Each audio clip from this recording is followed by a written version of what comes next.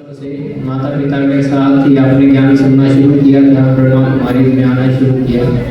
आपके घर में ही सेक्टर 44C में सेंटर चलता रहा बहुत लंबे वर्षों तक, और अभी फिर पिछले 4-5 वर्षों से आपने उसी स्थान पर सेवा केंद्र को संभाला हुआ है। तो माता पिता ने बहुत सेवा की और अभी भी वो लगे रहते हैं सेवा में, और आपने अपना बाल ब्रह्मचारी जीवन ईश्वरीय सेवा में समर्पित करने का फैसला लिया काफ़ी वर्षों को। तो आदरणीय दीदी से रिक्वेस्ट है वो भी आज के लिए कुछ पवित्र शब्द आशीर्वचन हमारे सामने रखें। आदरणीय शिल्पी देवी जी।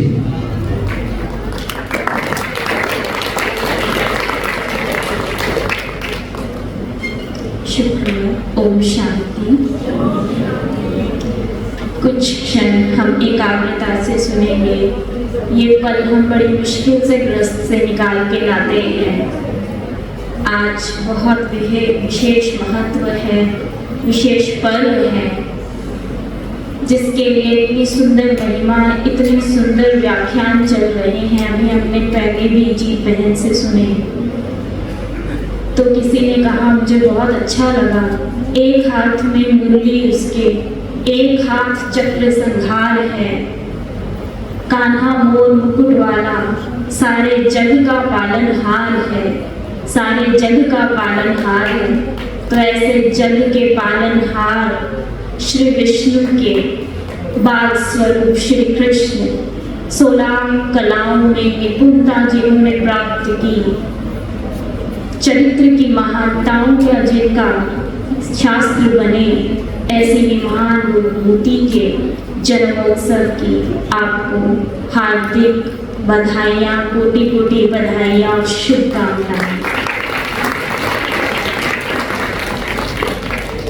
उनके जन्मोत्सव की बधाइयों के बाद मैं सभी मंचासी दीदियों को भी और भाइयों को भी सभी को स्वागत दिल से करते हुए, और आप सभी का विशेष, क्योंकि आज देखा जाए तो ज़्यादा भीड़ आप देखेंगे कहाँ होगी। जो वर्ष में 1-2 बार जाने वाले होंगे, या मैं समझती हूँ जो सिर्फ कभी मंदिर का मुख भी देखते ही होंगे, आज लोगों के मन में भी ये इच्छा जाग उठी कि मंदिर जाएं, तो हम देखेंगे कि वहाँ पैर रखने की भी जगह नहीं होगी। इतना उमंग आज मंदिर में या उनके दर्शनों के लिए होता है। पर उनमें से कुछ विशेष सौभाग्यशाली आत्माएं आप हैं जो उसका सही मायने समझने के लिए यहाँ एकत्रित हुई हैं। तो इसीलिए आप सबका भी बहुत बहुत हार्दिक स्वागत है। जैसे कि हमने पहले भी सुना कि इसका महत्व समझना अति अनिवार्य है। श्री कृष्ण जन्माष्टमी का हम जन्म उत्सव तो मना रहे हैं, लेकिन इसका महत्व क्या है हम देखेंगे। बाल स्वरूप, जो बाल स्वरूप श्री कृष्ण, उनका व्यक्तित्व इतना महान, इतना ऊंचा रहा, तो फिर भी ऐसी बातें उनके चरित्र में लिखी अगर हम देखते हैं। तो सबसे पहले मैं बात करूंगी कि श्री कृष्ण को हम जब याद करते हैं तो हमने एक स्वरूप से नहीं, सबके अंदर ये इच्छा होती है। विशेषकर माताओं से पूछना चाहूँगी, क्या सबके अंदर ये इच्छा रहती है ना कि हमें भी श्री कृष्ण जैसा पति, श्री कृष्ण जैसा पुत्र, या श्री कृष्ण जैसा कोई ना कोई संबंधी हमें प्राप्त हो। और भाइयों को विशेष ये कामना रहती है कि मित्र मिले तो श्री कृष्ण जैसा, अपना कोई मिले तो श्री कृष्ण जैसा। बहुत शुभ कामना है, और ये कामना बनाए रखना।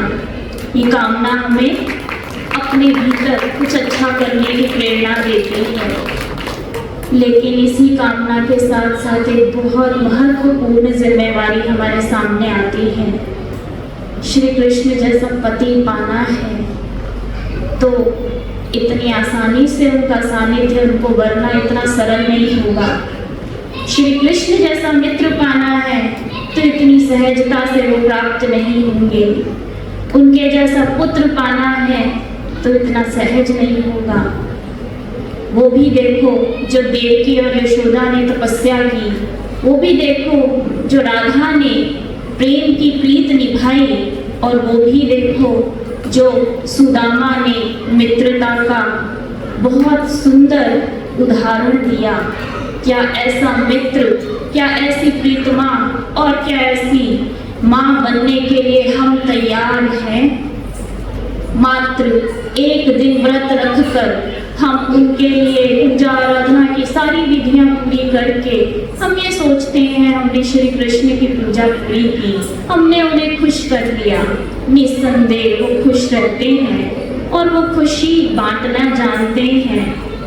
पर जिन्होंने पूरा जीवन, ना सिर्फ पूरा जीवन, एक जन्म में अनेकों जन्म उसकी प्रीत में निभाए, तो क्या हम पूरा जीवन उसके साथ रहने का प्रयास करते हैं?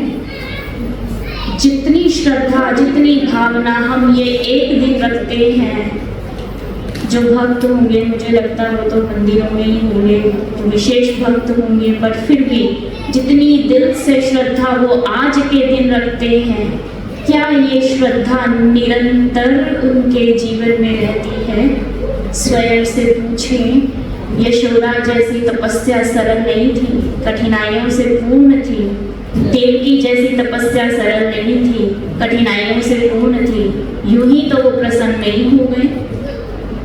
तो हमें भी उन सब के लिए तैयार होना है, हमें भी अपने आप को इतना ऊंचा उठाना है। और जिसने श्री कृष्ण जैसी इतने ऊंचे व्यक्तित्व को अपने साथ रखना है, अपने व्यक्तित्व को भी उतना ही ऊंचा उठाना होगा।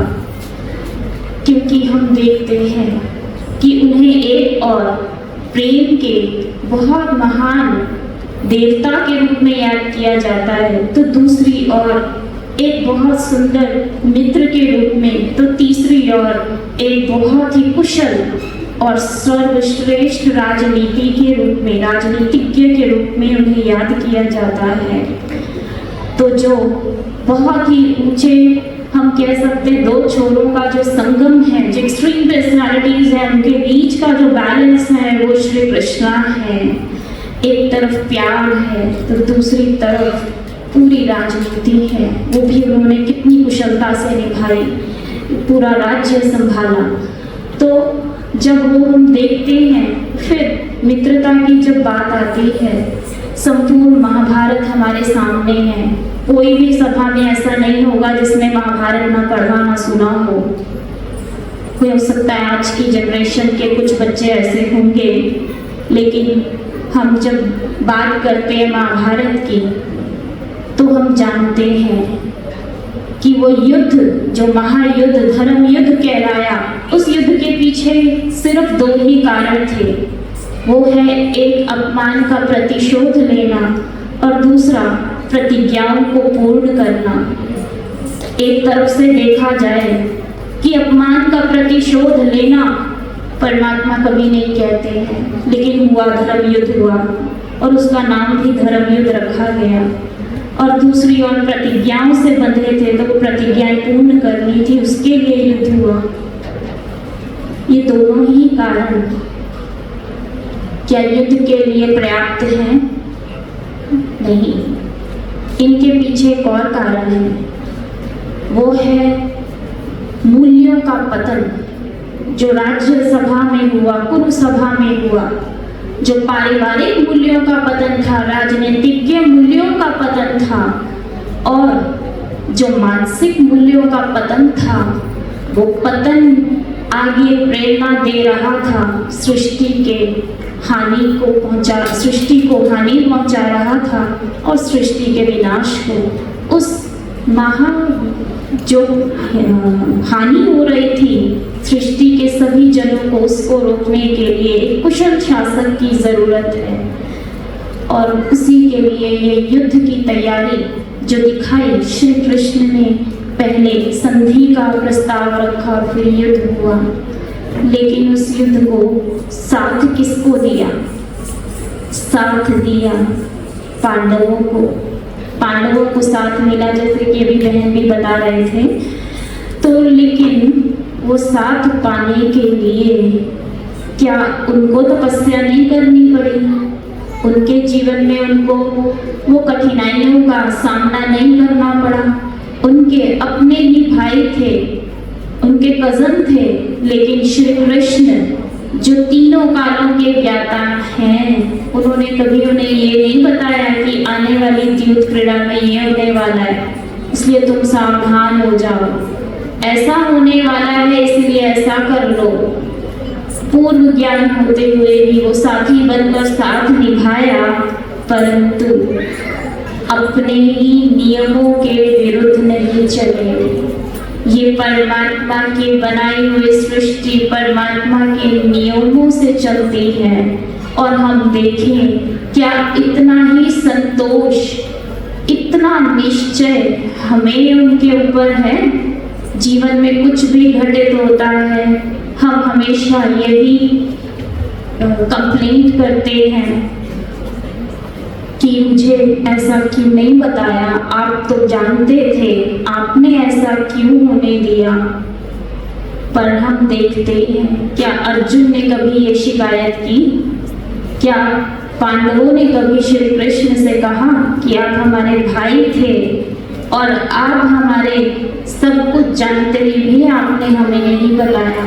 ये समझने और सोचने की, विचारने की बातें हैं, ये पढ़ने की और गाने की और अश्रु बहाने की बातें नहीं हैं। जीवन में उतारेंगे तो एक जन्म तो क्या, मुझे लगता है यह हर एक आत्मा का अपना प्रोग्रेस का लेवल है कि वो एक जन्म में यात्रा पूरी करती है तो अनेक जन्म भी लग जाएंगे।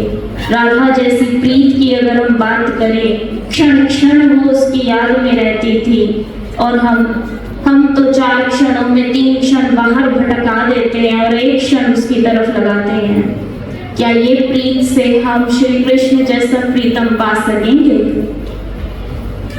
ये इस विचार करने की बातें हैं। और इसी प्रकार हम जो बात कर रहे थे अपमान की और युद्ध की, तो युद्ध में उन्होंने जब कहा जब जब धर्म की गलानी होगी तब तब मैं आऊंगा, ये कहने वाली कौन था? कहने वाली शक्ति कौन थी? और कौन सी धर्म गलानी की बात है? शक्ति, बल सभी चाहते हैं। बल दुर्योधन के पास भी था और बल उसके पास अगर देखा जाए तो अधिक था, कौरव सेना की गिनती अधिक थी, लेकिन वो बल, उसकी दशा सही नहीं थी, दिशा सही नहीं थी। अगर दिशा सही ना हो तो परिणाम भी घातक होते हैं, हानिकारक होते हैं। इसीलिए इस तरह के बल को विवेक चाहिए, बुद्धि चाहिए। और ऐसे ही आज हम, ये वो बाहुबल की बात है, वो महाभारत हुआ था, मस्कुलर पावर, बाहुबल, शस्त्रों के आधार से आज फिर एक और ऐसा ही महाभारत का सीन बनता जा रहा है आज की सृष्टि में। आज शस्त्रों की पावर के साथ साथ हमारे आम जन के पास शस्त्र नहीं है, पर मनी की पावर, पोस्ट की पावर, पोजीशन की पावर हर कोई चाहता है। हम वो बांटना चाहते हैं, हम बांटना चाहते हैं कि भगवान इतना धन दे, हम बांटते चले जाएं। धन की डिमांड पहले करते हैं, ये नहीं कहते इतनी बुद्धि देना कि हम सबके बुद्धि को खोल सके।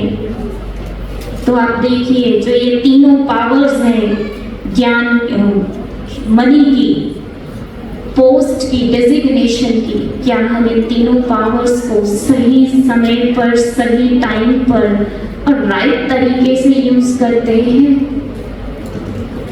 अगर नहीं करते तो हम भी कहीं ना कहीं इस धर्म युद्ध में हम किसकी तरफ हो गए? आपके मन में आपका जवाब अपने आप हाजिर है। एक और युद्ध का आह्वान हम कर रहे हैं, सब मिलकर एक और युद्ध का आह्वान कर रहे हैं। तो ऐसी धर्म गलानी फिर से आने का ये समय हो रहा है। अपने ही प्राप्त हुई, जिनके पास शक्ति नहीं है वो शक्ति चाहता है, और जिनके पास है वो कितना उसे सही तरीके से यूज कर रहे हैं, कितना विवेक उनका जागृत है, ये वह स्वयं भी समझ सकते हैं। तो ऐसे जब हानिकारक स्थितियां उत्पन्न होती हैं तो कहते हैं तब तक मैं धर्म की स्थापना अर्थ आता हूँ। कौन आते हैं, कैसे आते हैं। श्री कृष्ण का इतना सुंदर मनमोहक रूप, इतनी ऊंची पवित्र हस्ती, उनके लिए ये सृष्टि उनके लायक नहीं है कि उन्हें इतनी सुंदर जगह स्थान उन्हें दे सके। उनका राज्य दिखाया द्वारिका में, क्या वो छोटी सी द्वारिका में ही वो राज्य करेंगे? संपूर्ण भारत का नागरिक चाहेगा कि हम द्वारिकावासी बने, ना कि कुरुवंशी या कोई और वंशी। वो द्वारिका वंशी बनना चाहेंगे। हर नागरिक चाहेगा कि हम द्वारिका में रहें। तो उनका राज्य केवल एक स्थान पर नहीं, पूरे भारत में आता है, पूरे भारत में। और पूरे भारत में जब उनका राज्य होगा तो उस राज्य को स्थापन करने वाली शक्ति कौन सी है? वो शक्ति एक ही है जिसने उन्हें रचा, वो रचने वाला रचयिता, और जिसकी सुंदरता इतनी है कि ये प्रकृति में कोई और आत्मा उसको जन्म नहीं दे सकती, इसीलिए उसे जन्मा कहा। वो अजन्मा, वो अकर्ता, वो अभोक्ता, वही उस महान शक्ति को लायक बनाता है सृष्टि को पालन करने के लिए। और ये संपूर्ण भारत, जैसे कि आपने पहले भी सुना कि जब श्री कृष्ण की दुनिया आएगी तो वो संपूर्ण दुनिया ही सतयुगी होगी। और इसका आगे का विश्लेषण हम आगे और दीदियों से भी सुनेंगे। लेकिन आज ये ज़रूरत है कि हम अपने अंदर के कृष्ण की जो महान चरित्र हैं, या अपने अंदर के कृष्ण को, अपने अंदर की चमक को, अपने अंदर के विवेक को, उनका साथ पाने के लिए जो आवश्यक मूल्य हैं उन्हें अपने लिए जीवन में उतारें, एक और कदम आगे बढ़ें। और हम हर वर्ष जब जन्माष्टमी मनाते हैं तो हमारे अंदर एक और उमंग की लहर और एक बार और अधिक प्रयास हमारे जीवन में उठे कि क्या ये वर्ष हमने जो बिताया, क्या ये जैसा वो चाहते हैं वो वैसा बीता, और अगर नहीं बीता तो क्या इम्प्रूवमेंट्स करने की ज़रूरत है। इन्हीं शब्दों के साथ हम और आप मिलकर एक आने वाले अच्छे वर्ष की और युग की शुभकामनाएं लिए आप सब से मैं ये रिक्वेस्ट करूँगी कि आप सब भी एक बार ये राजयोग, ये मेडिटेशन अपने जीवन में लेकर आए, जिससे हम अपनी अंतरात्मा का मूल दर्शन कर सकें। ओम शांति।